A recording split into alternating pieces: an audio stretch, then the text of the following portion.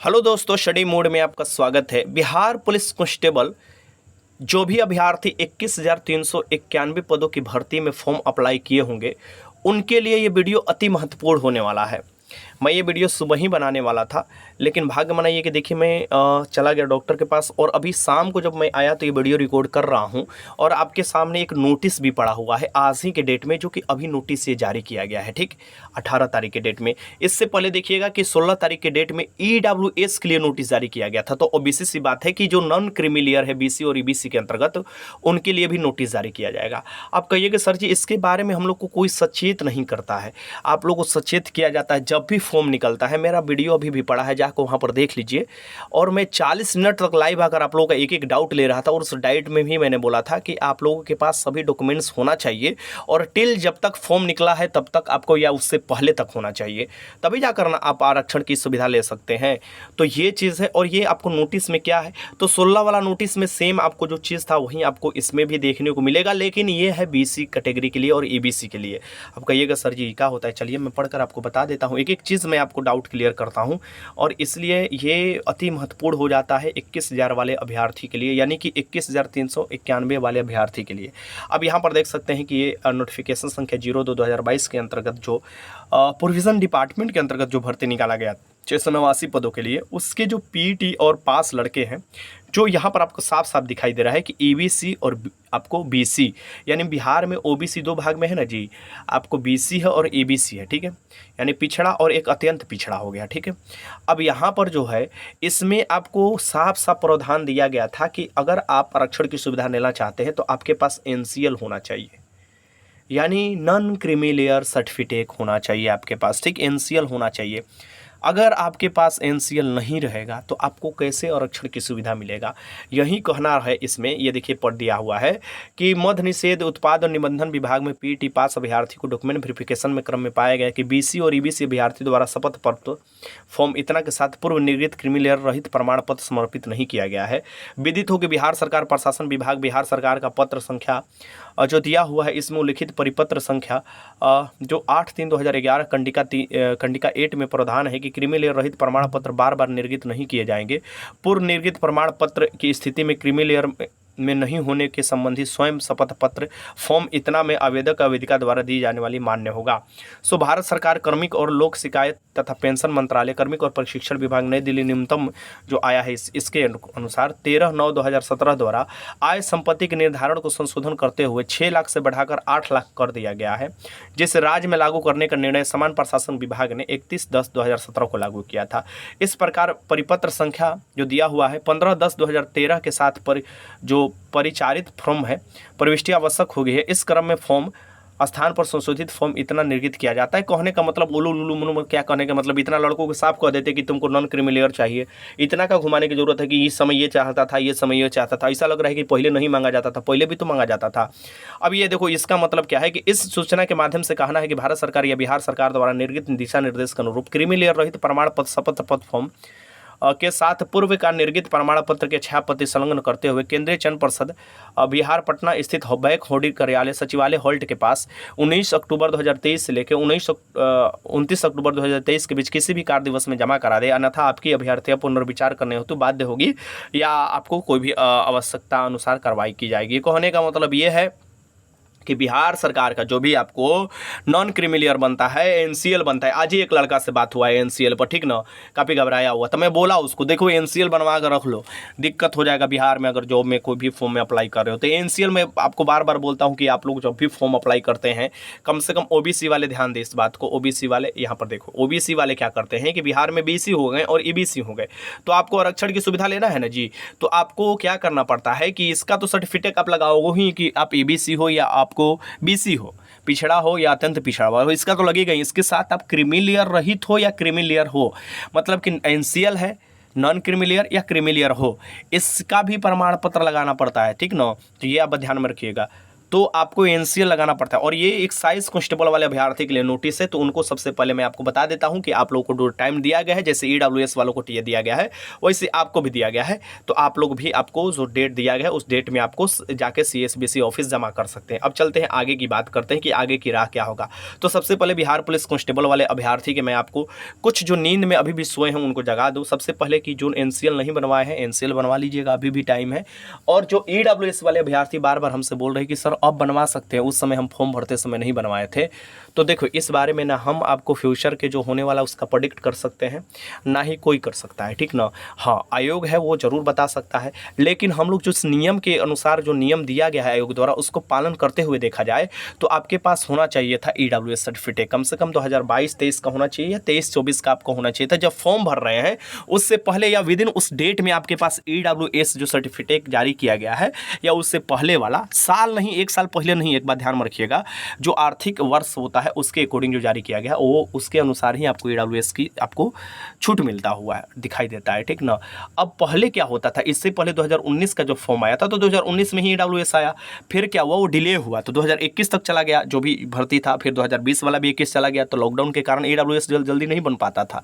लेकिन अब तो ऑनलाइन सब चीज़ बनने लगा है, एनसीएल बनने लगा है, ईबीसी बीसी ईडब्ल्यूएस सब चीज़ बनने लगा है, जिसके चलते आप देखिएगा कि अब आप आसानी से इसको बनवा सकते हैं। और जब आसानी से सब चीज़ हो गया है नॉर्मलाइज, तो इसीलिए डॉक्यूमेंट वेरिफिकेशन में अब तगड़ा कर दिया गया है, यानी डॉक्यूमेंट वेरिफिकेशन में अगर नहीं रहता है तो आपको बाहर की राह दिखाया जा सकता है और दोबारा मौका दिया जाता है। कभी भी याद रखिएगा, छोटे छोटे डॉक्यूमेंट वेरिफिकेशन में आपको बाहर नहीं किया जाता है। छोटे छोटे डॉक्यूमेंट वेरिफिकेशन में अगर कोई दिक्कत होता है तो या तो आपको कॉल करता है सीएसबीसी, ध्यान में रखना, या तो आपको बुला लेता है, जैसे इन लोगों को बुलाया है, यानी इन लोगों को पहुँचना है ऑफिस, अच्छा है कि उनको बुला ही ले, बढ़िया है, सीएसबीसी ही ऑफिस बुला ले, नहीं तो बीच में तीसरा ही आ जाते हैं और फालतू में इधर उधर कॉल थोड़ा बहुत डाटा निकाल कर इधर उधर से और फ़ोन कर अब फुसलाने लगते हैं लड़का लड़कियों को कि तुम्हारा ये हो गया है वो हो गया है, और लड़का लड़की भी फुसल जाता है। ये सब नहीं करना चाहिए। आप लोग पुलिस बनने वाले हैं ना, तो अभी से थोड़ा पुलिसिया वाला दिमाग रखिए। अब यहाँ पर हम बात करते हैं कि बिहार पुलिस का जो कांस्टेबल का भर्ती निकला था 21,000 वाला, उसका नोटिफिकेशन आप पढ़े होंगे तो उसमें साफ साफ दिया होगा। चलिए मैं आपको एक बात दिखा देता हूँ, आप लोग पढ़ते हैं कि नहीं मुझे नहीं पता है, बट मेरा जो ड्यूटी है मैं उसे निभाता हूँ। अभी देखिए घर हूँ और काफ़ी ज़्यादा कॉल आने शुरू हो गया था, मैं भी बेचैन हो गया था। अब जिसका जवाब हो सका दिया, लेकिन मैंने सोचा चलो वीडियो बना ही देता हूँ। वैसे मैं सुबह ही ये वीडियो बनाने वाला था, लेकिन देखो शाम तक ये आ चुका है आपको नोटिफिकेशन की, ईबीसी और बीसी वाले भी, तो वो भी फ़ोन कर रहे थे कि सर जी हम लोगों को नहीं ना बुलाएगा। देखो तुम लोगों को भी बुला लिया, जो नहीं जमा किए हैं उनके लिए ये चीज़ है। बाकी तो डॉक्यूमेंट्स मैं बताता ही हूँ कि फिजिकल में क्या क्या लगता है, वो तो मैं बताया हूँ। यहाँ पर देख सकते हैं 1 नंबर 17 नंबर पॉइंट में आई थी दिया रहता है। हाँ देखिए कटअप के हिसाब से यहाँ भी दिया रहता है, यहीं पर दिया रहता है कटअप तिथि। यहाँ पर देखो ये कटअप तिथि जो जारी किया गया है, यहाँ स्पष्ट किया जाता है कि सभी आरक्षण कोटि के अभ्यर्थी, देखिए सभी आरक्षण कोटि के अभ्यर्थी एवं गृह रक्षक अभ्यर्थी के लिए आयु सीमा, शैक्षणिक योग्यता और प्रशिक्षण की तिथि जो होगा वो जो मान्य होगा वो 1 अगस्त 2022 से निर्धारित किया जाएगा। ठीक, 1 अगस्त 2022 से निर्धारित किया जाएगा। और अगर आपके पास इसके बाद का भी अगर ईडब्ल्यूएस है और फॉर्म भरने के पहले सा भी है तो ऊपर भी आप नहीं मानना चाहिए सीएसबीसी को, क्योंकि इसमें क्लियरली नहीं ये बताया गया। हाँ, आगे के कंडिका में देखिएगा ना कि आरक्षण की जो आपको प्रावधान दिया गया उसमें ये सभी बताया गया है, जिसके अनुसार आप देखिएगा कि जिस वर्ष आपको फॉर्म निकलता है और जो आपको फॉर्म निकला हुआ है उस समय तक आपके पास क्या होना चाहिए, ईडब्ल्यूएस होना चाहिए। क्योंकि फॉर्म अप्लाई करते समय आपको पूछा जाता है कि आप ईडब्ल्यूएस से बिलोंग करते हैं, तो आगे के साल को तो कोई ना पूछेगा जी। मान लीजिए कि अभी आप 2023 का फॉर्म भरेंगे तो 2023 में कोई पूछेगा, 2024 के थोड़े ना तो आपसे कोई पूछ लेगा, तो ये बात ध्यान में रखिएगा। तो आपके पास 2023 वाला ईडब्ल्यूएस होगा तो कोई चिंता करने की ज़रूरत है नहीं। बढ़िया से 21,391 वाला में कोई दिक्कत आपको करने की कोई दिक्कत फेस आप नहीं कीजिएगा। ठीक ना, आराम से इसमें फॉर्म भरिएगा, फॉर्म भर दिए होंगे। अब क्या मतलब, जब भी एग्जाम होगा अच्छे से एग्जाम दिएगा और डॉक्यूमेंट वेरिफिकेशन में आपको वो देखा जाता है। एक बात ध्यान में रखना, ये जब भी निकाला जाता है ये डॉक्यूमेंट वेरिफिकेशन में ही आपको निकाला जाता है पेज। डॉक्यूमेंट वेरिफिकेशन कब होता है, जब तुम्हारा फिजिकल हो जाता है, उसके बाद तुम्हारा होता है, माने रिटन होगा, उसके बाद फिजिकल होगा, उसके बाद आपका डॉक्यूमेंट वेरिफिकेशन होगा। यानी छटनी प्रक्रिया एकदम लास्ट में होता है डॉक्यूमेंट के कारण। तो ये भी ध्यान में आपको रखने वाली चीज़ है। तो ये चीज़ मैंने आप लोगों को बताया, और घर पर आया हूँ तो मोबाइल से ही वीडियो बनाकर बता दिया रहता सामने, तो ज़रूर मैं आप लोगों को पूरा डिटेल्स बताता।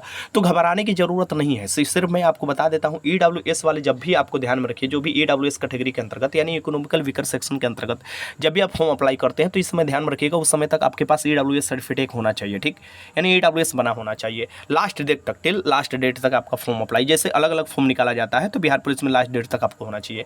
फिर दूसरा नंबर, पहला नंबर तो ये हो गया। दूसरा नंबर आपको OBC मतलब BC, OBC जो बिहार में है, OBC है बिहार में, BC और EBC है। EBC यहाँ पर थोड़ा राइटिंग का प्रॉब्लम है, यहाँ पर लिख देता हूँ EBC और BC वाले, ये ABC वाले ध्यान में रखिएगा।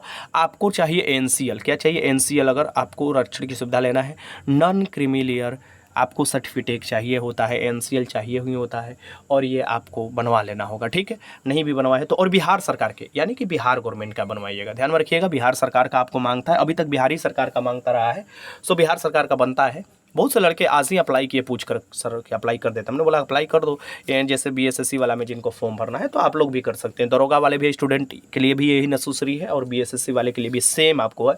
क्योंकि अब देखो डॉक्यूमेंट वेरिफिकेशन होगा ना तो उसमें थोड़ा भी मौका नहीं देगा, छाप देगा वहाँ पर, उसको निकालने का मौका मिल जाएगा। और जैसे जैसे कंपटीशन टफ होता है और भी निकालने का मौका मिल जाता है डॉक्यूमेंट वेरिफिकेशन में, ठीक। सो आप सभी लोग इस बात को समझ गए होंगे, नहीं समझे होंगे तो जरूर कमेंट कीजिएगा। मैं कमेंट रीड कर आप लोगों के कमेंट का हो सके तो वहाँ पर जवाब दे दूँगा, अगर नहीं दूंगा तो वीडियो के माध्यम से मैं जरूर जवाब दे दूंगा, ठीक। लेकिन अभी थोड़ा घर पर रेस्ट में हूँ तो आप समझ ही रहे हैं, जल्दी ठीक होकर आऊँगा और फिर उतना ही जोश और हिम्मत और आपको ताजगी के साथ पढ़ाई स्टार्ट किया जाएगा और पूरा रगड़ दिया जाएगा, ठीक। तो यही मैं जानकारी देना था। और SC ST वाले भी अभ्यर्थी ध्यान में रखिएगा, जब भी आपसे कोई भी चीज़ SC ST हो, फ्रीडम फाइटर हो, ये जो भी अभ्यर्थी होते हैं सर्टिफिकेट वाले जो आरक्षण की सुविधा लेते हैं, उनको अपना सर्टिफिकेट तो रखना ही पड़ेगा ना। ये नहीं कि फिर हम चले, जब सब चीज़ हो गया तो उस समय हम बनवाने चल रहे हैं, यानी कि डॉक्यूमेंट वेरिफिकेशन के समय हम उस समय बनवाने चल रहे हैं तत्काल में, ये सब गलत चीज़ हो जाता है। आप स्टूडेंट हो तो स्टूडेंट की तरह आपका हथियार जो है डॉक्यूमेंट से उसे सही करो, सही तरीक़ा से उसे रखना चाहिए। बाकी आपका मन है, जो भी करना चाहते हैं आप कर सकते हैं, उसके लिए आप फ्रीली है, जो भी एडवाइस देना था मैंने दिया। अब ये जो नोटिस जारी किया गया है CSBC द्वारा, इसका नीचे की तरफ भी आकर देख लो, पूरा देख लो डिटेल्स। नीचे की तरफ आपको एक शपथ पत्र दिया गया है, ये आप देख सकते हो कि आधिकारिक घोषणा पत्र के विविध पत्र, आवेदक द्वारा दी जाने वाले शपथ पत्र। तो ये शपथ पत्र जो दिया गया है इसको आप भरकर वहाँ पर जमा कर सकते हो। सो यहाँ पर ये आपको अच्छा काम किए हैं कि एक शपथ पत्र दे दिए हैं, और ये OBC पिछड़ा वर्ग, अत्यंत पिछड़ा वर्ग के लिए है, जो कि इसमें सभी चीज़ लिखा हुआ है। यहाँ पर अपना नाम लिख दीजिएगा, कहाँ के निवासी हैं, क्या पोस्ट है, थाना कहाँ है, प्रखंड कहाँ है, जिला कहाँ है, किस राज्य से हैं, और आपको किस समुदाय से हैं, यानी कि मतलब कि किस कास्ट से आते हैं, ये सब आपको लिख देना है, ठीक। और ये आपको यहाँ पर हस्ताक्षर भी कर देना है, जो शपथ करता है, यानी शपथ आप ले रहे हैं तो आप ही ना हस्ताक्षर कीजिएगा कि हम करेंगे, ठीक। तो ये चीज़ आपको कर और ये भी आप जमा कर सकते हैं, ठीक। तो ये चीज़ आपको दिया गया है और आपको ये काम करना है, या अन्यथा आपको समझ लीजिए कि बाहर कर दिया जा सकता है। तो ये काम जरूर कर लीजिएगा। जो लोग भी ये नहीं किए, फिर से ध्यान रखिएगा, ये जो काम है ये एक्साइज वाले कांस्टेबल 689 वाले के लिए है, और वो भी कौन, EBC और BC वाले अभ्यर्थी के लिए। तो फिर फ़ोन मत करने लगिएगा, क्योंकि काफ़ी लोग का एक बार कॉल आना आता है तो बड़ा मुश्किल हो जाता है कॉल उठाना, ठीक ना। तो आपका क्या काम है, फिर से समझ लीजिए, ये EBC और BC वाले अभ्यर्थी के लिए है, तो आपके लिए शपथ पत्र है, ये आपको जमा करना है। अगर आपके पास नहीं है तो ये ले जाकर आप इसमें जो भी चीज़ें भरकर जमा कर सकते हैं, ठीक। तो ये बात था, और वीडियो अच्छा लगा तो लाइक कीजिएगा, कोई भी डाउट हो कमेंट बॉक्स में लिख सकते हैं। वीडियो देखने का बहुत बहुत धन्यवाद।